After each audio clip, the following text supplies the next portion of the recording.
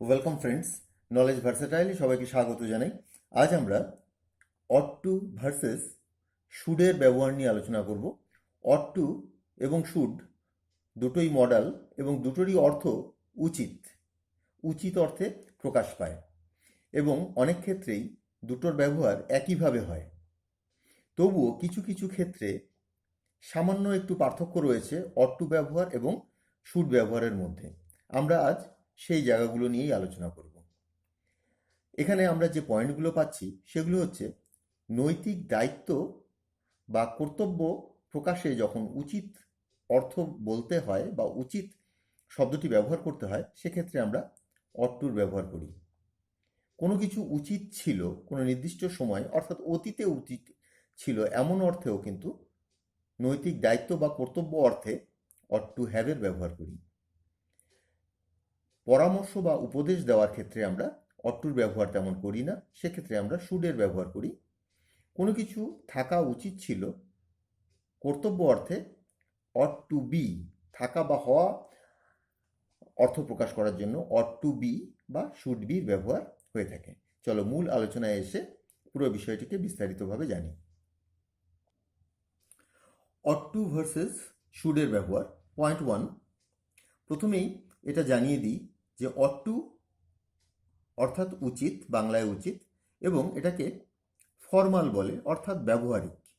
আর শুডের যে ক্ষেত্রটা রয়েছে, অর্থটা রয়েছে, সেটাও উচিত, কিন্তু এটা কলোকুয়াল অর্থাৎ প্রচলিত।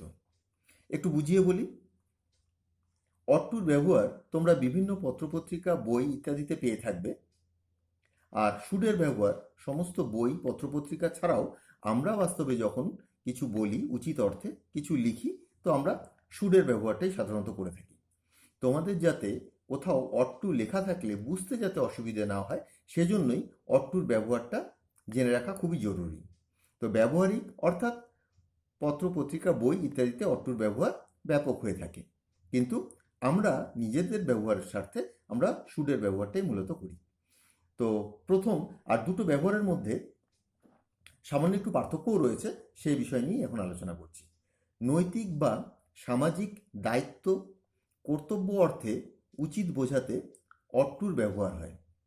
অর্থাৎ উচিতটার একটা দিক নির্দেশ এখানে রয়েছে, সেটা হচ্ছে নৈতিক কর্তব্য হতে পারে বা সামাজিক কর্তব্য হতে পারে, নৈতিক দায়িত্ব হতে পারে বা সামাজিক দায়িত্ব হতে পারে। তো এমন অর্থে যখন উচিত বোঝায় তখন আমরা অট টুর ব্যবহার করি। আর অট টু একটা মডাল ভার্ব। এর কনস্ট্রাকশনটা কেমন হবে, গঠনটা কেমন হবে? প্রথমে বাক্যের কর্তা অর্থাৎ সাবজেক্ট বসবে, তারপর অট টুর ব্যবহার করবে। অট টু এটা কিন্তু অটের সাথে সবসময় থাকে, এই দুটো শব্দ মিলেই এই মডেলটা তৈরি। তারপর V1 অর্থাৎ ভার্বের প্রেজেন্ট ফর্ম বসবে এবং অন্যান্য অংশটা বসবে। তা আমরা এক্সাম্পলের মাধ্যমে বিষয়টিকে পরিষ্কার করি। You ought to help the poor, তোমার গরিবদের সাহায্য করা উচিত। এখানটা দেখো, you ought to help the poor, তোমার গরিবদের সাহায্য করা উচিত। তো এটা একটা সামাজিক কর্তব্য। তো এরকমই যখন দেখবে যে কোনো উচিত, সামাজিক কর্তব্য বা কারো নৈতিক দায়, এমন অর্থ প্রকাশের জন্য তোমার উচিত কথাটা ব্যবহার করতে হচ্ছে, ইংরেজিতে তখন অট টুর ব্যবহার করবে। আমাদের বড়দের সম্মান করা উচিত। We ought to respect our elders, যেটা আমাদের নৈতিক দায়িত্ব যে বড়দের আমরা সম্মান করে থাকি। 3 নম্বরে আসছে ইউ অট টু লিভ নাও, তোমার এখন যাওয়া উচিত বা এই স্থান ত্যাগ করা উচিত। কোনো একটা এমন পরিস্থিতি ঘটেছে যে তোমার তখন সেই স্থানটা ত্যাগ করাটাই নৈতিক দায়িত্ব, তো সেক্ষেত্রে তুমি অট টুর ব্যবহার করবে। ইউ অট টু লিভ নাও, তোমার এখন এই স্থান ত্যাগ করা উচিত বা যাওয়া উচিত। লিভ কথার অর্থ হচ্ছে স্থান ত্যাগ করা, এখানে যাওয়া আমরা সাধারণত গো অর্থে ব্যবহার করে থাকি। 4 নম্বরে তোমার বড়দের কথা অমান্য করা উচিত নয়। দেখো অট টু দিয়ে কিভাবে নেগেটিভ সেন্টেন্স তৈরি করবে সেটা এখানে দেওয়া রয়েছে। তো বড়দের কথা অমান্য করা উচিত নয়, এটা আমাদের নৈতিক কর্তব্য। তো সেক্ষেত্রে আমরা দেখো you ought not to disobey your elders, অটের পর নট বসালাম, তারপর টু বসালাম, অর্থাৎ অট আর টু এর মাঝে আমরা নটের ব্যবহারটা করলাম। You ought not to disobey your elders, এইভাবে সেন্টেন্সটা নেগেটিভ হলো। এবার আসছি 5 নম্বর এক্সাম্পলে। তার সত্য বলা উচিত। এটা আমাদের নৈতিক কর্তব্য যে আমরা সবসময় যেন সত্য কথা বলি। He ought to speak the truth. তো এখানে আমরা শুডের ব্যবহার না করে অট টুর ব্যবহার করলাম। শ্রেণীতে 6 নম্বর এক্সাম্পল, শ্রেণীতে তোমার মন দিয়ে শোনা উচিত। You ought to listen carefully in the class. শ্রেণীতে আমাদের নৈতিক সামাজিক দায় যে আমরা যেন মন দিয়ে বড়দের কথা শুনি, অর্থাৎ শিক্ষকদের কথা শুনি। ইউ অট টু, সেই জন্য উচিত অর্থে আমরা অট টুর ব্যবহার করলাম। You ought to listen carefully in the class. 7 নম্বর এক্সাম্পল। এবার দেখো একটা ইন্টারোগেটিভ সেন্টেন্স, অর্থাৎ প্রশ্নবোধক বাক্য। আমার কি তাকে সাহায্য করা উচিত? অর্থাৎ আমার কি নৈতিক দায়ের মধ্যে পড়ে সেটা? কিভাবে বলবে? দেখো, অটটা যেহেতু মডাল অক্সিলারি ভার্ব, আমরা জানি অক্সিলারি ভার্বকে সাবজেক্টের পূর্বে বসিয়ে আমরা প্রশ্নবোধক বাক্য তৈরি করি, ইন্টারোগেটিভ সেন্টেন্স তৈরি করি। সেটাই এখানে হলো। কিন্তু অট টু পুরোটাই সামনে আসবে না, শুধুমাত্র অটটাকে সামনে আনতে হবে, সাবজেক্টের পূর্বে বসাতে হবে। Ought I to help him. আরেকবার বলছি, আমার কি তাকে সাহায্য করা উচিত? Ought I to help him. আর যদি বলতাম আমার তাকে সাহায্য করা উচিত, তবে হতো I ought to help him. বুঝতে পারলে? I ought to help him, আমার তাকে সাহায্য করা উচিত। প্রশ্ন যখন করছি তখন অটটা আই এর পূর্বে বসলো। এবার আসছি 8 নম্বর এক্সাম্পলে। তোমার কখন যাওয়া উচিত? এই ব্যাপারগুলো যে উচিতটা নৈতিক দায়িত্ব, এটা বুঝবে কি করে? সেটা হচ্ছে পরিস্থিতি অনুযায়ী এর আগে পরে যে বাক্যগুলো রয়েছে বা এই আগে পরে যে ঘটনাগুলি রয়েছে তার উপর নির্ভর করেই তোমাকে বুঝতে হবে যে এই সেন্টেন্সটা এটা নৈতিক দায়ের মধ্যে পড়ছে, সামাজিক কর্তব্যের মধ্যে পড়ছে, না সাধারণ কোনো উক্তির মধ্যে পড়ছে। তো যদি এটা নৈতিক দায়িত্ব কর্তব্যের মধ্যে এই বাক্যটি পড়ে, তবে তোমার এইভাবে লিখতে হবে, when ought you to go. অর্থাৎ তোমার কখন যাওয়া উচিত? When ought you to go. এখানে শুধুমাত্র অটটাই সামনে আসলো এবং টুটা সাবজেক্টের পর বসলো। আর এখানে যেন কখন বলার জন্য, এটা হচ্ছে WH ফ্যামিলির একটা ওয়ার্ড, যেটা দিয়ে আমরা প্রশ্ন করি হোয়েন। হোয়েন মানে কখন বা কবে। তো আমরা দেখলাম কিভাবে প্রশ্ন তৈরি করতে হয় অট টুর ব্যবহার করে। এবার আসছি 9 নম্বরে। কোথায় তাদের চিৎকার করা উচিত নয়? এটা হচ্ছে WH ফ্যামিলির ওয়ার্ড দিয়ে প্রশ্নটা তৈরি করতে হবে এবং আবার নেগেটিভও রয়েছে। হোয়ার অট দে নট টু শাউট। অর্থাৎ WH কোশ্চেন সাথে নেগেটিভ দুটোই একসাথে এই সেন্টেন্সের মধ্যে তোমরা পেয়ে যাচ্ছ। হোয়ার অট দে নট টু। খেয়াল করে দেখো, নটের পর গিয়ে টুটা বসলো। এর আগেও তোমরা দেখেছো যে নেগেটিভ করার জন্য নটের পরই টুটা বসছে। তো যখন তোমরা ইন্টারোগেটিভ এবং নেগেটিভ একসাথে করলে তখন WH ওয়ার্ডটা আগে বসলো, তারপর মডালের অটের প্রথম অংশটা বসলো, তারপর সাবজেক্ট, তারপর নট, তারপর টুটা বসলো। হোয়ার অট দে নট টু শাউট। এবার আসছি পয়েন্ট টুতে। এবার অট টু হ্যাভের ব্যবহার কিভাবে করতে হয় সেটা সম্পর্কে আমরা জানব।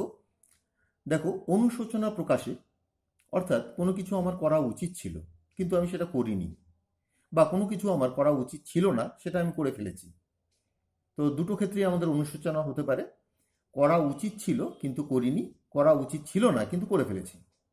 তো তেমন অনুশোচনা প্রকাশে আমাদের, অর্থাৎ সেন্টেন্সটা পাস্টের মানে ঘটনাটা অতীতের, অট টু হ্যাভের ব্যবহার হবে। কোনো দায়িত্ব কর্তব্য পালন করা উচিত ছিল, অর্থাৎ কোনো কাজ আমাদের করা উচিত ছিল, কোনো কর্তব্য পালন করা আমাদের উচিত ছিল। এখানে মূলত মনে রাখতে হবে দায়িত্ব কর্তব্য কোনো নৈতিক দায়িত্ব, সেজন্যই আমরা অট টুর ব্যবহার করছি। যদি সেটা না হতো তবে আমরা শুড হ্যাভের ব্যবহার করতাম। শুধুমাত্র অতীতে উচিত ছিল তো সেটা ব্যবহার করতে আমাদের শুড হ্যাভের ব্যবহার করতে হতো, কিন্তু কোনো নৈতিক দায়িত্ব কর্তব্য পালন করা উচিত ছিল তো সেক্ষেত্রে আমাদের অট টু হ্যাভের ব্যবহার করতে হবে। তো দেখো এক্সাম্পল, তোমার বড়দের মান্য করা উচিত ছিল। You ought to have obeyed your elders.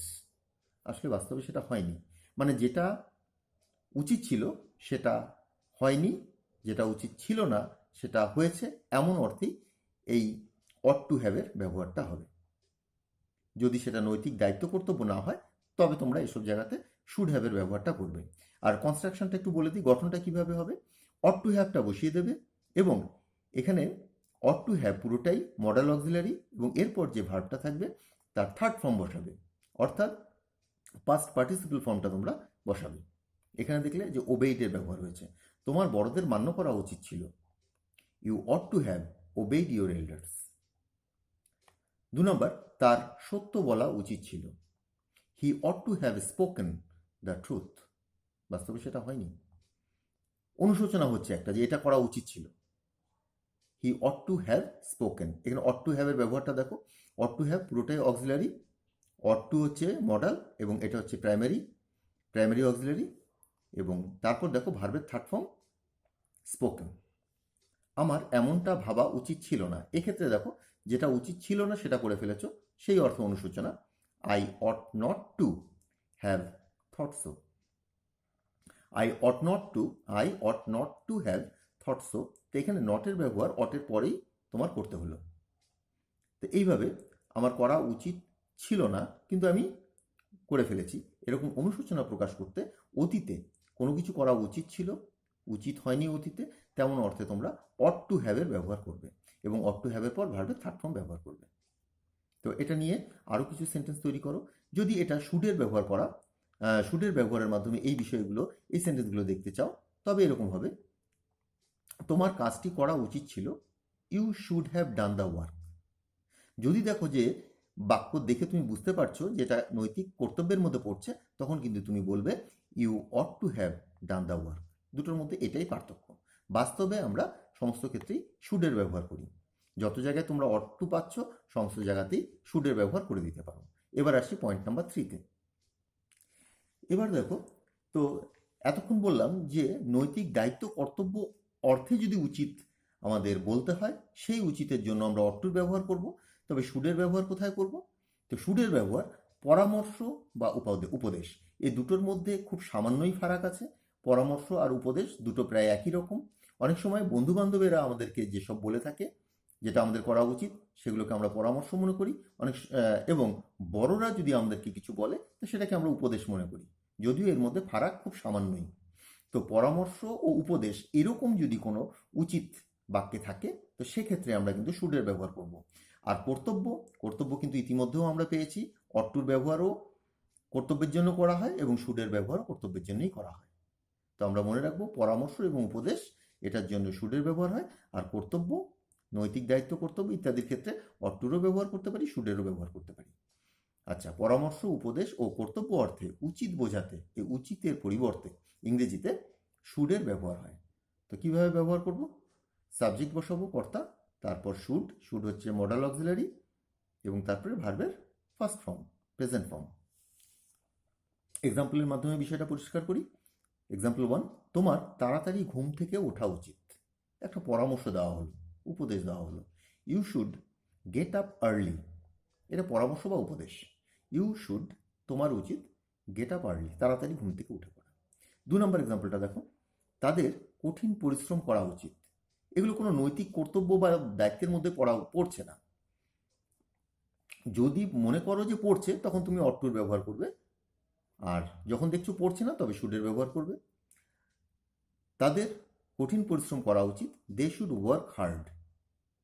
They should work hard, পরামর্শ বা উপদেশ। 3 নম্বরে আসছি, আমাদের উচিত আমাদের পিতামাতার যত্ন নেওয়া। এখানটায় পরিষ্কার বুঝতে পারছো যে এটা আমাদের নৈতিক দায়িত্ব কর্তব্যের মধ্যে পড়ে যাচ্ছে। তো এখানে শুড বা অট টু যে কোনো একটা তুমি বসাতে পারো। শুড হচ্ছে কলোকুয়াল এবং অট টু হচ্ছে ফর্মাল বা ব্যবহারিক। অট টুর ব্যবহার তোমরা বই, পত্রপত্রিকায়, খবরের কাগজে পেয়ে থাকবে। উই শুড বা we ought to take care of our parents. We should বা we ought to take care of our parents. তো এখানটায় শুড বা অট টুর ব্যবহার হলো। 4 নম্বর এক্সাম্পলে দেখছি, আমাদের উচিত তাদের বিঘ্নিত না করা। এটা হচ্ছে নেগেটিভ সেন্টেন্স। উচিত অর্থে মানে এটা আমরা নিজেরা মনে করছি যে এটা করা উচিত নয়। We should not disturb them. We should not আমাদের কর্তব্যের মধ্যে পড়ছে, we should not disturb them.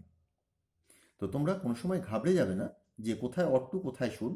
শুডের ব্যবহার সার্বিকভাবে হয়, অট টুর ব্যবহার তোমরা বিভিন্ন জায়গায় পেতে পারো, এবং অট টু হ্যাভ পেলে তোমরা ঘাবড়ে যেতে পারো। তাই অট টু হ্যাভ অতীতে উচিত ছিল এমন অনুশোচনা প্রকাশ করার জন্য অট টু হ্যাভের ব্যবহার করবে এবং ভার্বের থার্ড ফর্ম বসাবে। আর উচিত তো সমস্ত ক্ষেত্রেই তোমরা শুড দিয়েই পালন করতে পারবে, শুড দিয়েই তোমরা সেই অর্থ প্রকাশ করতে পারবে। এবার পরবর্তী পর্যায়ে আসছি। পয়েন্ট 4-এ হওয়া উচিত বা থাকা উচিত বোঝাতে অট টু বা শুডের পর বি বসে। দেখো আরেকটু ডিটেলটা বলে দিই। বি হলো মূল ভার্ব। আমরা জানি হওয়া অর্থে হওয়ার যে মূল ভার্ব যেটা সেটা বি। এর গঠনটা হচ্ছে সাবজেক্ট বসবে, তারপর অট টু বি, বিটা কিন্তু মূল ভার্ব, বা শুড বির ব্যবহার হবে, এবং তারপর অন্যান্য অংশ থাকলে সেটা বসবে। যেমন আমার গরিবদের পাশে থাকা উচিত। পাশে বলতে তাদের সাথে থাকা উচিত, অর্থাৎ তাদেরকে সাহায্য করা উচিত। আই অট টু বি বা I should be with the poor. এখানে উইথ বলতে তাদের সাথে বাস করা বোঝাচ্ছে না, এখানে তাদের পাশে থাকা বোঝাচ্ছে, তাদের সমর্থনে বোঝাচ্ছে। তো এখানে আমি যেটা মূল জায়গা বোঝাতে চেয়েছি সেটা হচ্ছে বি। হওয়া অর্থে এখানটায় বি, এখানে বি কিন্তু কোনো অক্সিলারি ভার্ব নয়, এটা হচ্ছে মূল ভার্ব। যেমন I am a student, he is a teacher. তো হি ইজটা যেমন মূল verb, I am a student, I অ্যামটা যেমন মূল ভার্ব, ঠিক সেরকমই অ্যাম, ইজ, আর, ওয়াজ, ওয়্যার ইত্যাদি হচ্ছে বি ভার্বেরই বিভিন্ন রূপ। তো এখানে বি ভার্বটা সেই হওয়া অর্থে মূল ভার্ব হিসেবে ব্যবহার হচ্ছে। আরেকটা এক্সাম্পল দেখো, তোমার তার সাথে থাকা উচিত নয়। এখানে থাকা অর্থে বা হওয়া অর্থে আমরা বি ভার্ব ব্যবহার করব, you should not be with him. Should not be, এই বিটাই মূল ভার্ব, এছাড়া কোনো ভার্ব নেই। আরেকটা ক্ষেত্রে তোমাদের অনেক সময় ঘাবড়ে যেতে দেখা যায় যে এই রকম দেখলে শুড হ্যাভ হ্যাড। এখানে বি যেমন মূল ভার্ব রূপে পেয়েছি, তোমরা জানবে যে কিছু অধিকার করা, কিছু কাছে থাকা অর্থে হ্যাভ কিন্তু মূল ভার্ব হিসেবে ব্যবহার হয়। যেমন আমার একটি পেন আছে, আই হ্যাভ এ পেন, এখানে হ্যাভটা হচ্ছে মূল ভার্ব। তো হ্যাভের থার্ড ফর্ম হচ্ছে হ্যাড, এই হ্যাডটা হচ্ছে সেইভাবেই বসেছে, অর্থাৎ এই হ্যাভের পর হ্যাভের থার্ড ফর্ম বসেছে থাকা অর্থে। হ্যাড মূল ভার্ব থাকা অর্থে, অর্থাৎ ভার্ব 3, ভার্বের পাস্ট পার্টিসিপল ফর্ম। যেমন তার একটা ভালো বাইক থাকা উচিত ছিল, তার কাজটি করা উচিত ছিল। He should have done the work, should হ্যাভের পর ভার্বের থার্ড ফর্ম বসাচ্ছি। তো থাকা অর্থে আমরা হ্যাভ জানি, এবং হ্যাভের থার্ড ফর্ম হচ্ছে had. He should have had a good bike. এখানে হ্যাডটা কিন্তু কোনো অক্সিলারি ভার্ব না, সাহায্যকারী ভার্ব না, এটা হচ্ছে মেইন ভার্ব এবং তার থার্ড ফর্ম।